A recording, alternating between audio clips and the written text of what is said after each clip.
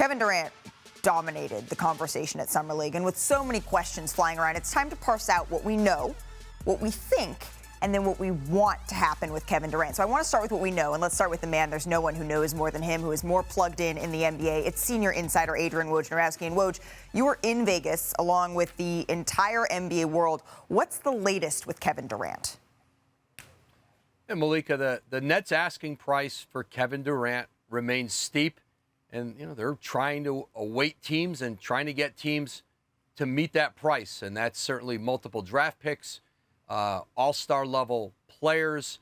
Listen, they want a return, that speaks to the stature of who Kevin Durant is, where he is in his career. 34 years old, a player, with 4 years left on his contract. They don't have to be in a rush to do a deal. They do have time on their side, especially because of the time of the year this is. And again, a player with 4 years left on his deal. And Sean Marks came out to Vegas with the intent of talking with other team executives about Kevin Durant. That's been going on.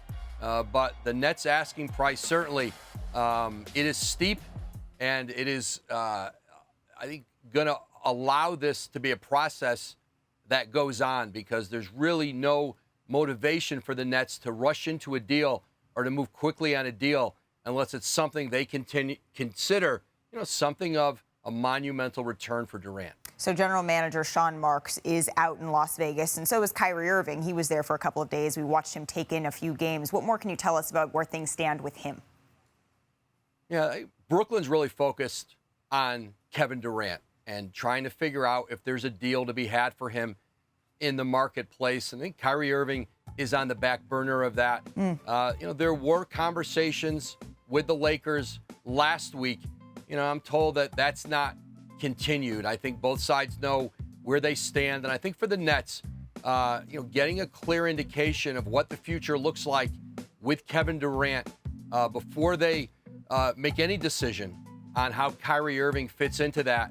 That's the sense other teams have with the situation, and I think it's the sense of what the Nets are doing. So I think their focus with the Nets right now is figuring out, is there a deal out there for Kevin Durant?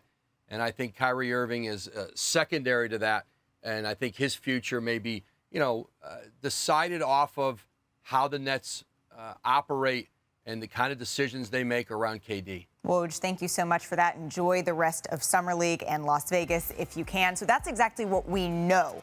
And I want to shift a little bit to what we think, but we just heard something very interesting from Woj. We had talked in the past about whether or not we could have seen Kyrie as the first domino to fall instead of Kevin Durant, and now it seems that that is the inverse. So I do want to bring in someone who's able to prognosticate not only what's going on in Utah, but the entire league. It's senior writer Brian Windhorst. And Brian, based on what you are hearing, what do you think is going to happen with Kevin Durant and Kyrie here?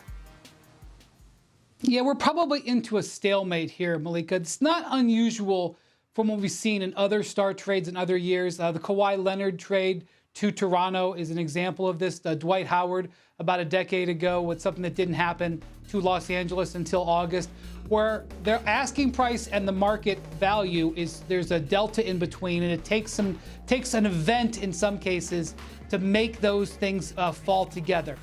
In this case, what we might watch for is any communication from Kevin Durant himself about if he were to come out and say his feelings about potentially returning to the Nets, for example, which is something that hasn't been ruled off the table if the Nets can't find a deal that they like. Or maybe a comment about what teams he may or may not have interest in. But that may not happen at all. And nothing may happen for a while. There may be a decision by the Nets at some point to reduce what they're looking for. Yeah. But they don't have to do that. Certainly shouldn't do that this early in the process. So my guess is we're going to be stuck here for a while until something else comes in and changes the situation. Stuck watching, waiting, and listening to see what happens with Kevin Durant and with Kyrie Irving here.